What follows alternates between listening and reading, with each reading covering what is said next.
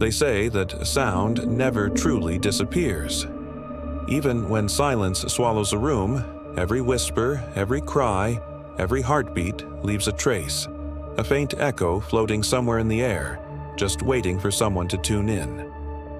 This is what happened to Kenji Mori, the late-night DJ of a small-town radio station tucked away in the mountains of Japan.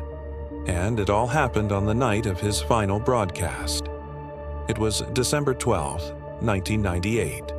Kenji had always loved the quiet hours. While the rest of the town slept, he sat alone in the soundproof booth of station 81.9 FM, spinning old records and reading dedications from lonely truck drivers and sleepless lovers. He liked to joke that his voice was the last human sound people heard before the sun came up. He was a man of logic, a bit sarcastic, but with a kindness in his voice that kept his listeners company through the dark. He was also lonely, a fact that seemed to seep into the very airwaves he controlled. The station building was small, just 2 floors, half buried in snow, with a single antenna piercing the fog that clung to the mountainside. Kenji was used to the stillness, the familiar hum of the radio tower outside his window. But tonight, something felt off. The air felt heavier, charged with an unfamiliar energy. The static crackling between songs seemed louder, more insistent, as if the station itself were trying to breathe. It was 11:58 p.m. when the light on the studio phone began to blink. Line 2. Kenji frowned. There was no scheduled call, and the station owner, Mr. Ishida, had gone home hours ago. Kenji was alone. He sipped his lukewarm coffee, his eyes tired, and pressed the button to take the call. "You're live with Kenji Mori, station 81.9 FM. Who's this?" For a few seconds, only static answered him. A hiss that felt deeper than usual, like the sound of a vast, empty space. Then, a woman's voice emerged from the noise. It was soft, trembling, yet strangely calm, almost like an echo. "I'm cold. I can't find the exit." A nervous smile touched Kenji's lips. It had to be a prank. Someone trying to spook the late-night host on his last show. He decided to play along, his professional radio voice masking his unease. "Miss, are you lost? Do you need help?" There was no answer. Just the faint sound of what could have been wind whistling through a crack. Then she spoke again, her voice a fragile whisper.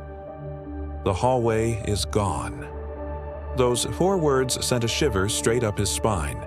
He glanced at the narrow corridor just outside the glass booth. The dim lights flickered, casting long dancing shadows that made the familiar space feel alien. "Mr. Ishida," he called out, his voice absorbed by the soundproofing. No response. The entire building was quiet, except for the hum of the transmitter and the slow, deliberate ticking of the wall clock. He looked back at the console. The call light for line 2 was still on, but when he checked the connection, the line was completely dead. And then, without any warning, the lights in the studio flickered violently and went out. The entire station was plunged into darkness. For a moment, the only illumination came from the crimson glow of the "On Air" sign above the window, pulsing faintly like a weak and struggling heartbeat. Kenji stood, his own heart starting to race. He grabbed his heavy flashlight from the drawer and pushed open the booth door, stepping into the hallway. The corridors, which he walked every night, suddenly felt longer than usual, the walls seeming to stretch further than they should. A faint sound reached his ears, and he froze. It was music. No, it was a voice. His own voice, replaying a segment from last week's broadcast, looping endlessly through the empty halls. He followed the disembodied sound to the old recording room, a space no one had used in years, filled with dusty equipment and forgotten tapes. Inside, an old reel-to-reel recorder was spinning slowly, its spools turning in the darkness, even though the power was out across the entire building. Kenji's flashlight beam fell on the tape's label. Written in neat, delicate handwriting were 5 words. Yuki, 1212 broadcast file. The same date. Tonight. His mind reeled. This was impossible. With a shaking hand, Kenji reached out and pressed the stop button. The reels slowed to a halt, and the ghostly echo of his own voice faded into silence. But from the darkness behind him, another voice emerged, clear as day. The same woman from the phone. "You shouldn't have stopped it." He turned sharply, the flashlight beam trembling and cutting through the dark. The doorway was empty. There was nothing there, only the oppressive silence and the crackle of static that now seemed to fill the air. He rushed back to the studio, his logical world crumbling around him. The on-air light was still glowing its ominous red. He sat down, his hands shaking, and tried to call the main office, then his own home. Every line was dead. And then the phone began to blink again. Line 2. His blood ran cold. He hesitated, then answered, but said nothing. "You left me here," the voice said, closer now as if she were right beside him. "You said you'd be right back." Kenji's throat was dry. "Who is this? Who are you?"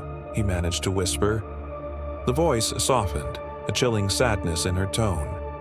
"Yuki, don't you remember me?" He didn't. He had no memory of anyone named Yuki, but her tone shifted again, the sorrow replaced by a faint, rising anger. "You cut the power that night. You locked the booth. I was waiting for you." The lights in the booth dimmed again, nearly going out completely. Kenji looked up through the glass of the booth window, and he froze. In the reflection, he saw something that wasn't his own.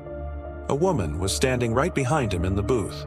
She was pale, wearing an old-fashioned headset, with long dark hair falling over her shoulders. Her mouth moved in perfect sync with the voice on the line. "Please, don't stop the broadcast again."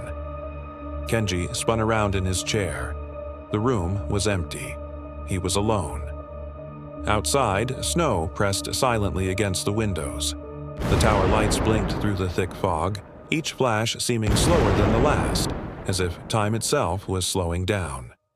At 12:17 a.m., the main transmitter began to emit a low, powerful hum, broadcasting a signal without any input from Kenji. On every radio nearby, in every sleepy home and passing truck, the same sound began to play.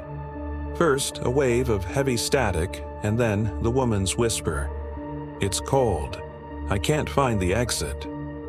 The phrase looped over and over until the first rays of sunrise broke over the mountains. When the morning shift arrived, they found the studio booth door locked from the inside.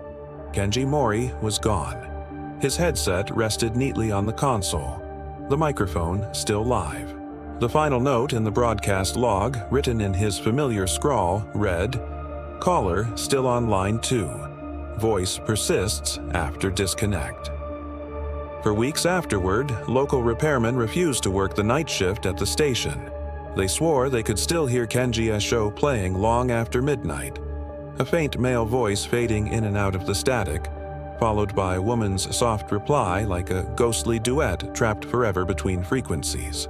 One technician, a skeptic who swore he didn't believe in spirits, decided to tune in one last time to prove everyone wrong. He recorded the static coming from the station's frequency. Later, when he slowed down the recording, he heard it, a faint, rhythmic pattern of breathing, and hidden within it, a sound that made him quit the very next morning. It was a voice, whispering his name. The station was shut down a few months later. The building now stands dark and silent on the mountainside, but travelers passing through the valley still claim that on stormy nights, if you scan your car radio just past 81.9 FM, you can still hear it. A man's calm, familiar voice, speaking softly between bursts of static. You're listening to the Midnight Voice, station 81.9 FM. And underneath his words, almost hidden in the noise, a faint, ethereal echo replies, "I'm still here. Thanks for watching. If you enjoy stories that blur the line between our world and the next, don't forget to like this video and subscribe for more tales from Horror Signal TV. Stay safe out there."